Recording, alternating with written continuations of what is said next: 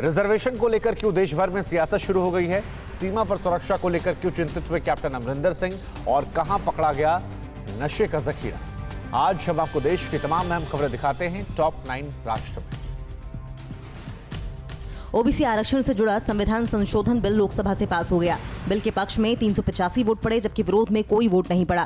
कांग्रेस भी समर्थन में रही। इस बिल के कानून बनते ही राज्य सरकारों को ओबीसी लिस्ट तैयार करने का अधिकार मिल जाएगा और मराठा आरक्षण जैसे मसलों पर राज्य सरकारें फैसला लेने के लिए स्वतंत्र होंगी। कुछ विपक्षी दलों ने आरक्षण की सीमा 50% से बढ़ाने की मांग भी सदन में रखी। आरएसएस के सह सर कार्यवाह दत्तात्रेय होसबोले ने कहा है कि संघ आरक्षण का पुरजोर समर्थक है और आरक्षण जारी रहना चाहिए। होसबोले ने कहा कि जब तक समाज का एक खास वर्ग असमानता का अनुभव करता है तब तक इसे जारी रखना चाहिए। उन्होंने कहा कि सामाजिक सौहार्द और सामाजिक न्याय हमारे लिए राजनीतिक रणनीतियां नहीं है और ये दोनों हमारे लिए आस्था की चीज है। पाकिस्तान से लगी सीमाओं पर खतरे को देखते हुए पंजाब सरकार ने केंद्र से सीआरपीएफ की 25 अतिरिक्त कंपनियों की मांग की है। सुरक्षा से जुड़े मुद्दे को लेकर पंजाब के सीएम कैप्टन अमरिंदर सिंह ने दिल्ली में गृह मंत्री अमित शाह से मुलाकात की। इस मुलाकात में सीएम ने शाह से एंटी ड्रोन गैजेट्स उपलब्ध कराने की मांग भी रखी। हाल के दिनों में पंजाब से लगी सीमा पर पाकिस्तान की ओर से हरकतें बढ़ गई हैं।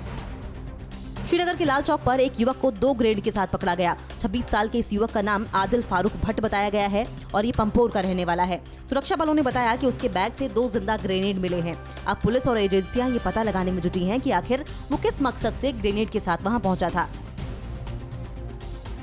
जम्मू कश्मीर से अनुच्छेद 370 हटने के बाद से अब तक सिर्फ 2 ही बाहरी लोगों ने जमीन खरीदी है। हालांकि 370 हटने के बाद यहाँ किसी को भी इसकी छूट मिल गई है।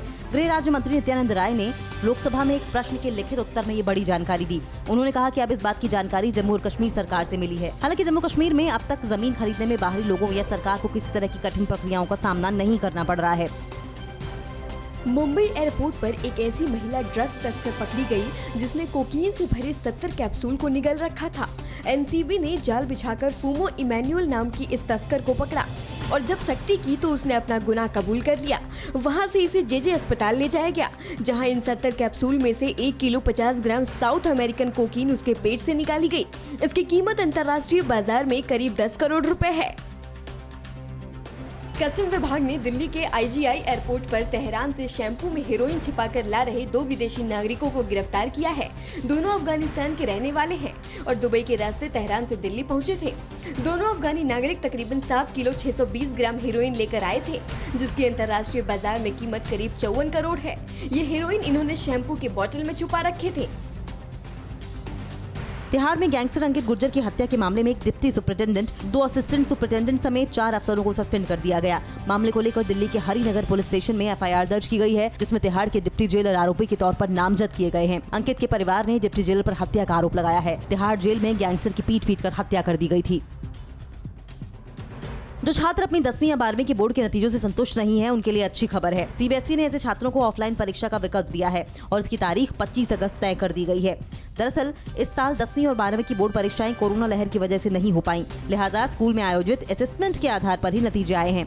लेकिन कई छात्र इन नतीजों से खुश नहीं बताए जा रहे।